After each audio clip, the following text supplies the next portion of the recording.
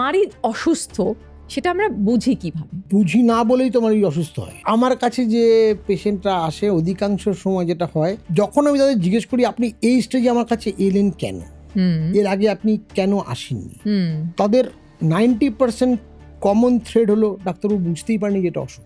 তাদের ঠিক, ধারণা যে ঠিক। মাড়িতে ব্রাশ করলে মাড়ি থেকে রক্ত পড়বে, এটা স্বাভাবিক ঘটনা।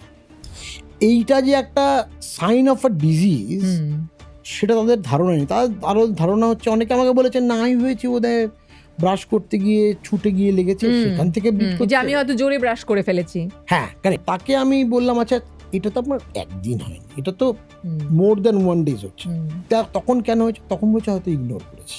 সেকেন্ড যে প্রবলেম যেটা মাড়ির অসুখের খুব, সেটা হচ্ছে ব্যাড ব্রেথ বা হ্যালিটোসিস। হ্যাঁ হ্যাঁ ঠিক ঠিক। এইবার আমাদের ব্যাড ব্রেথ সম্পর্কে না ছোটবেলা থেকে যেরকম বিভিন্ন রকম আমরা ফোকলোর শুনে শুনে অভ্যস্ত হয়েছি, ব্যাড ব্রেথ সম্পর্কে কথা আছে, এটা লিভার খারাপ থেকে ব্যাড ব্রেথ হয়, ঠিক।